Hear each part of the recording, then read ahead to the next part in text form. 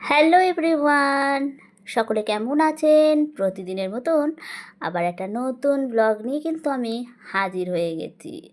তো আজ হলো মঙ্গলবারের ব্লগ ভিডিও। তো আজ মঙ্গলবার, তো মঙ্গলবার সকালটা একটু তাড়াতাড়ি শুরু করে দিয়েছি। অনেকটা সকালে উঠে পড়েছি ঘুম থেকে, উঠেই সংসারের কাজকর্ম স্টার্ট করে দিয়েছি। সবার আগে যেটা বলি, হ্যালো এভরিওয়ান, আমি হলাম শম্পা। শম্পা ডেইলি লাইফস্টাইলে আপনাদের সকলকে স্বাগতম। সাথে আমার তরফ থেকে অনেক অনেক অনেক ভালোবাসা বন্ধুরা। আমরা সবাই একসাথে এই প্ল্যাটফর্মে কাজ করব, একে অপরের হাত ধরে এগিয়েই যাব। এটাই হচ্ছে আমাদের এই প্ল্যাটফর্মের মূল মন্ত্র, আর এর থেকে আমরা কখনোই বিরত থাকবো না। সবাই সবাইকার পাশে থেকে অবশ্যই সামনের দিকে আমাদের এগিয়ে যেতেই হবে। কেননা সকাল থেকে রাত পর্যন্ত সংসারের কাজ, তার সাথে সাথে ব্লগ, এটা কিন্তু আমরা সবাই প্রতিনিয়ত করে যাচ্ছি। তো যাই হোক, আজকের মঙ্গলবারের ব্লগটা এখান থেকে স্টার্ট করলাম। সকাল হতে না হতেই সংসারের একের পর এক কাজ কিন্তু শুরু হয়ে যায়। তো উঠেই সকালে বাসি কাজকর্ম, কিচেনটা ক্লিন করলাম, বোতলে জল ভরলাম, তারপরে গেটে জল দিলাম, সব কাজই করলাম। তো প্রতিদিন তো আর একই ধরনের ভিডিও করা যায় না, তাহলে তো আপনারা বিরক্ত হবেন। তাই রোজই একই ধরনের মানে ভিডিও ক্লিপ দিই না। তো যাই হোক, সকাল সকাল উঠে কিন্তু সমস্ত কাজ এক এক করে সেরে নিচ্ছি। এখন এই সিঙ্কটাকে পরিষ্কার করে নিচ্ছি, কেননা সকালে উঠে আমার কাজ হচ্ছে এটাকে মানে রান্নাঘর পরিষ্কার করে এটাকে পরিষ্কার করে ধোয়া। কেননা সকাল থেকে রাত পর্যন্ত এটার ওপর তো ভীষণ অত্যাচার চলে, এঁঠো বাসনকোসন মাজা ঘষা সমস্ত কিছুই তাই এটা সবসময় পরিষ্কার রাখাটাই কিন্তু আমার কাজ, আর সেটাই করি। দিনে দুবার এটাকে ক্লিন করতেই হয়। তো যাই হোক, এদিকে সমস্ত বাড়তি কাজকর্ম সেরে এইখানে চলে এসেছি ঘর মোছার আগে বিছানাটা রেডি করতে। তো হাজব্যান্ড এখন বাড়িতে কিছুদিন ধরে রাতের বেলাতেই রাজমিস্ত্রি দাদাভাইরা কাজ করছে, কেননা দাদাভাইদের আর এক জায়গায় কাজ ধরেছে সকালের দিকে, আমাদের কাজটা অল্প। তাই জন্য দাদাভাইরা বলেছে রাতের মানে সন্ধ্যের দিকে আসে, এই 9টা, 9:30, কখনো 10টা। আজকে তো পুরো 11টায় বাড়ি গেল, রাত 11টায়। এসেছেও একটু লেটে, এই 7টার সময় এসেছে। তো যাই হোক, তো তার জন্য হাজব্যান্ড সকাল সকাল উঠে যেখানে যেখানে জল দেওয়ার কাজ হয় সেখানে সেখানে জল দিতে হয়।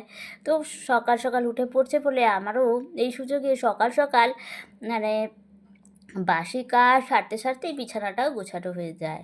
তো এদিকে কিন্তু আমার স্নান করে নিয়েছি, ঘরদোর পরিষ্কার করে মোছা সব হয়ে গেছে। এবার চলে এসেছি স্নান সেরে ফুল তুলতে। তো আজকে আর সকালে ঘুম থেকে উঠেই ফুলটা তুলে নিই, ভাবলাম তাড়াতাড়ি কাজকর্ম সেরে নিই, কাজকর্ম সেরে স্নান সেরে তারপরে ফুলটা তুলবো, আর সেই মতনই সেরকম করলাম। তো এবার ফুল টুল তুলে পুজো টুজো দিয়ে নেবো, দিয়েই তো আবার একটুখানি বসে একটু ফোনের কিছু কাজ থাকে সেগুলো করেই আবার রান্না বান্না করা। সকালে কি ব্রেকফাস্ট করবে, সকালে তারপর কি বাজার আসবে, সেই বাজার দেখে কি রান্না হবে, মানে সকালটা ভীষণ ভীষণ ব্যস্ততার মধ্যে দিয়ে আমাদের সকলকার কাটে। তো গতকাল ছিল শ্রাবণ মাসের 4র্থ সোমবার। তো আমাদেরই পাড়ার এক শিব মন্দিরে তো পুজো হয়েছে, আর সেই প্রসাদই আমাদেরকে পাঠানো হয়েছিল। তো গতকাল তো আমি খাইনি, হাজব্যান্ড অল্প করে খেয়েছে, আর পুরোটাই ধরা রয়েছিল।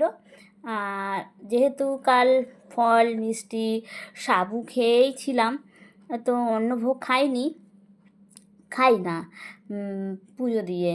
তো আজকে সকালে টিফিনেই খিচুড়িটা খাচ্ছি। খিচুড়ি খেতে আমার ভীষণ ভালো লাগে। খিচুড়ি, লাবড়ার তরকারি, আর এখানে আলুর দম দিয়েছিল।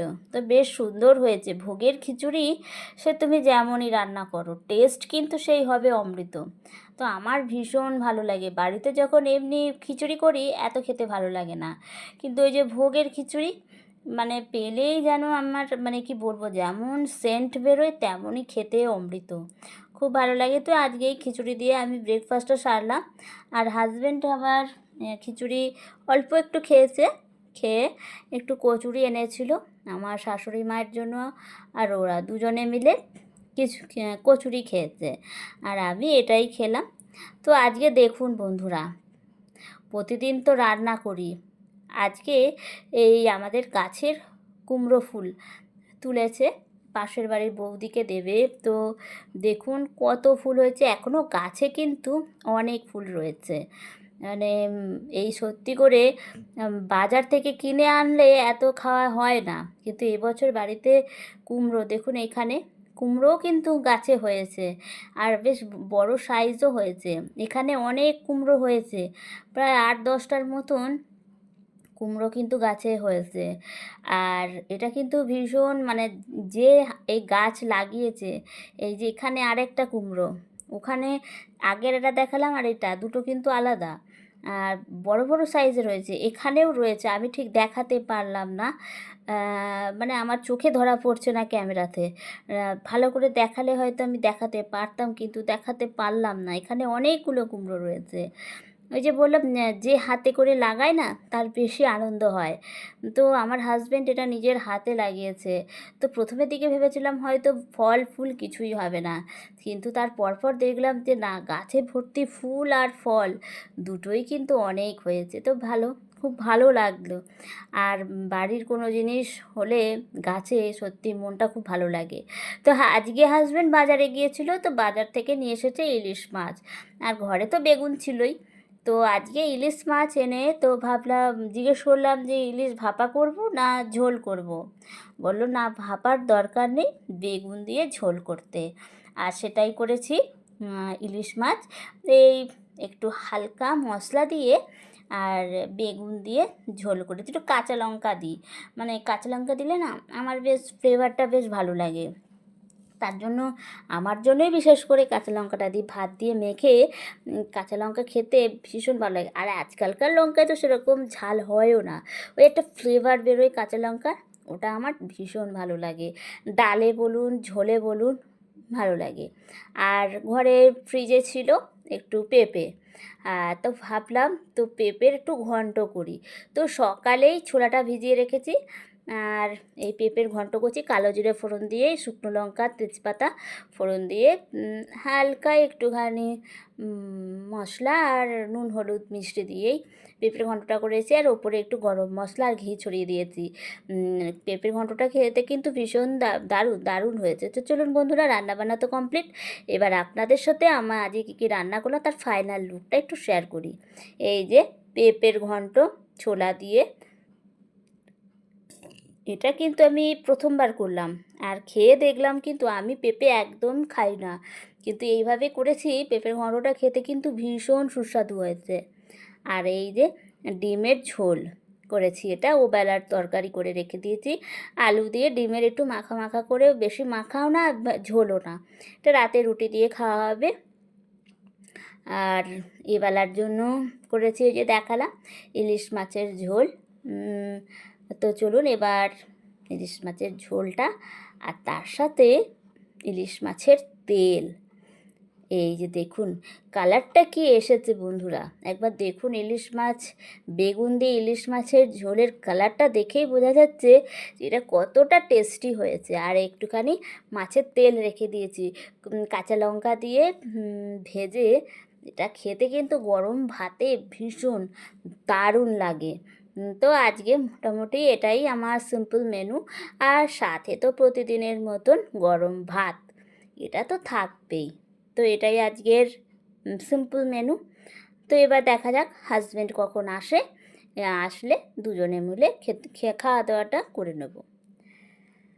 তো আজকে আপনাদের কী কী রান্না হলো বন্ধুরা, একটু আমাকে কমেন্টে জানাবেন।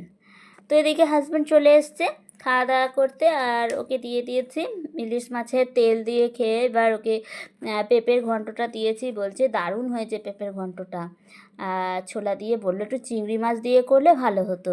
তাই বললাম পরের একদিন আনবে চিংড়ি মাছ, তো আমি পেঁপে দিয়ে তোমাকে এরকমভাবেই করে দেবো। আজকে ছোলা দিয়েই খাও, কেমন হয়েছে বললো, খুব ভালো হয়েছে। তারপর আমি খেয়ে দেখলাম সত্যি দারুণ হয়েছে পেঁপের ঘন্টটা। আর এইখানে রয়েছে, আর আমি খাচ্ছি এইসবে ওকে খাবারটা দিয়ে এবার খাওয়া দাওয়া শুরু করলাম। আমি মাছের তেল দিয়ে খাচ্ছি। আমার আবার গরম ভাতে এই ইলিশ মাছের তেল দিয়ে একটু লঙ্কা দিয়ে ডলে খেতে কিন্তু দারুণ লাগে। তো বন্ধুরা, এই আমাদের এবার খাওয়া দাওয়ার পর্ব চলছে।